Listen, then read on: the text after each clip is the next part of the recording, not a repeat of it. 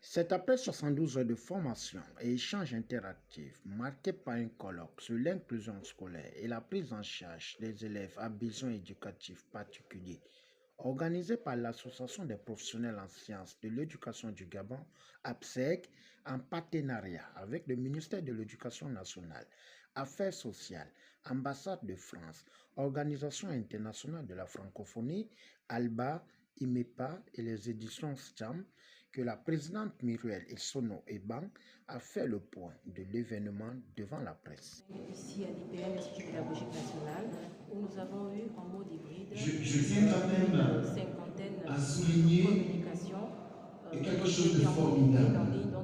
Vraiment, il y a deux personnes qui nous ont accompagnés pendant ce colloque et qui se sont chargées, on va dire, d'interpréter en langage de signes tout ce qui s'est dit au niveau du colloque.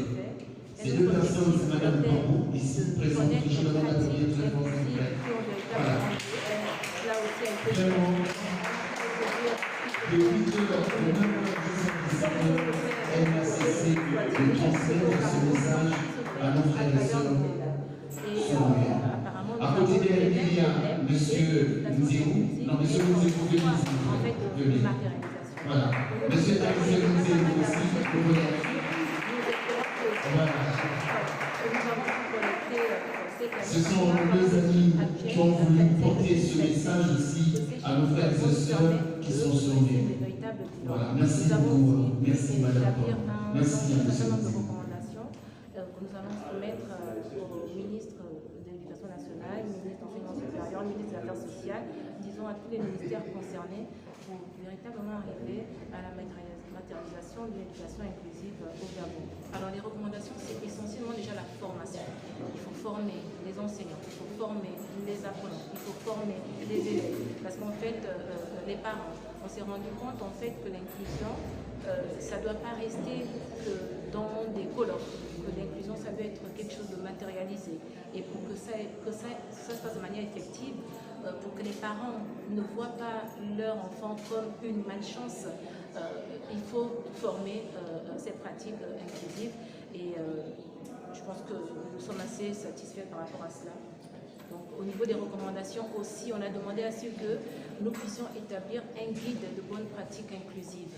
Un guide de bonnes pratiques inclusives qui pourrait être réalisé de manière collaborative, c'est-à-dire avec les différents participants. Parce qu'il y a eu pas mal de recommandations dans ce sens. Donc, voilà ce que nous pouvons faire. C'est face à l'ambiance bon enfant, en présence des invités, personnel éducatif, famille et enfants, que Camillian Toutoum Leclerc, ministre d'État, a donné du sourire aux enfants après son sentiment d'espoir. Terminer le colloque sur les enfants à besoins éducatifs particuliers par une action concrète. Il y a beaucoup d'ateliers, il y a des colloques qui se font, mais terminer par une action qui touche directement nos enfants nous paraissait important. Je voudrais d'abord remercier l'association qui a organisé le colloque international sur l'inclusion et la prise en charge des élèves à besoins éducatifs particuliers. Mireille, bravo pour le travail qui est fait.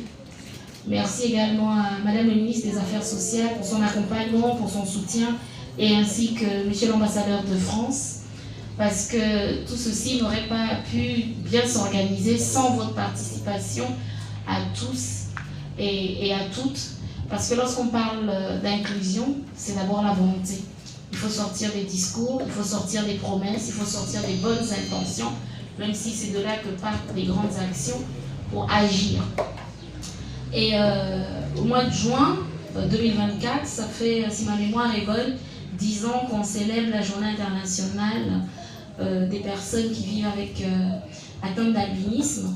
Et j'avais aimé le thème qui disait 10 ans d'action collective. Et personnellement, ça nous a interpellés en disant mais qu'est-ce que j'ai fait moi en ces 10 ans? Comment est-ce que j'ai participé, moi ou l'organisme ou les organisations du ministère auquel j'appartiens, comment est-ce qu'on a participé pendant ces 10 ans-là? Et nous nous sommes dit qu'il fallait agir et qu'au sortir de ce colloque, notre regard s'est tourné vers l'association ALBA. Merci également à la présidente qui fait un gros travail, qui arrive à soutenir les familles et les entretiens que nous avons eus avec elle montrent toute la passion et la volonté qui est la sienne. Merci aux parents également d'avoir emmené les enfants. Je sais que ce n'est pas facile, ils sont là depuis 13 heures certains. Et donc on a voulu apporter notre petite contribution en regardant quels sont les besoins de ces enfants et de nos élèves. Et en discutant avec la présidente de l'association ALBA, elle nous a dit qu'il y avait d'abord le problème de l'accès aux crèmes, notamment les crèmes solaires qui coûtent excessivement cher, et les parapluies pour se protéger du soleil. Donc c'est sur ces recommandations et ces échanges que nous apportons notre modeste contribution.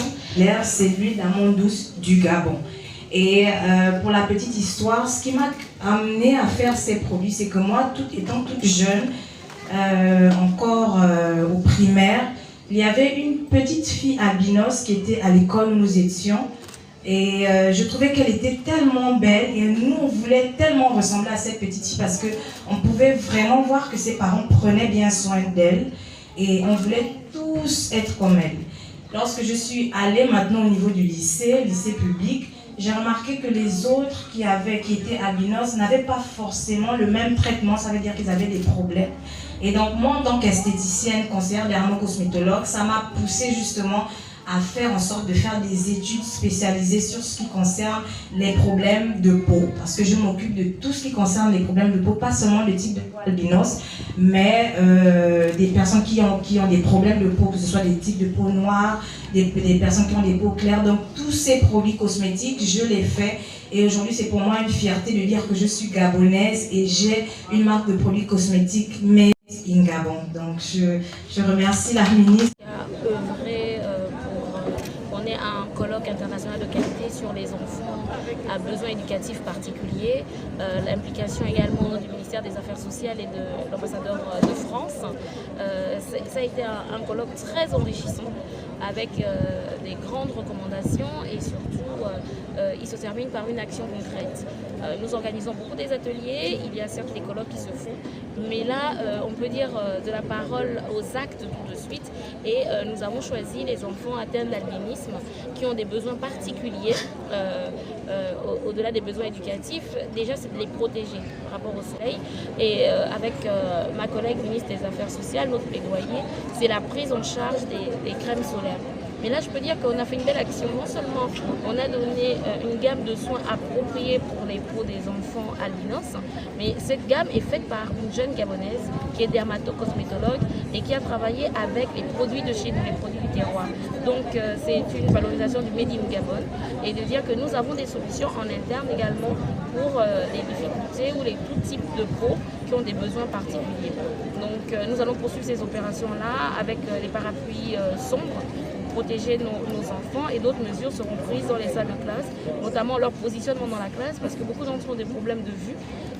Nous demandons aux chefs d'établissement, à tous les enseignants, de toujours les mettre devant, parmi les premiers bancs pour faciliter également l'apprentissage de ces enfants-là.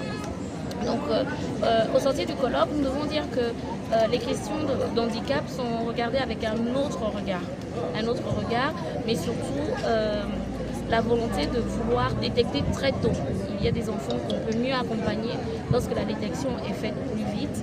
Et nous avons également compris que l'insertion, ce n'est pas seulement de mettre les enfants dans des établissements publics où il y a tout type d'enfants, mais c'est d'avoir un accompagnement particulier avec la nécessité de recrutement des AVS.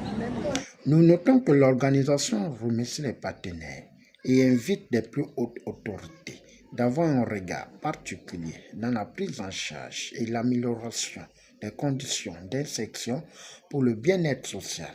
Au finish, c'est par une photo de famille et partage d'expériences, conseils, soutien que cet événement a fait tomber son rideau.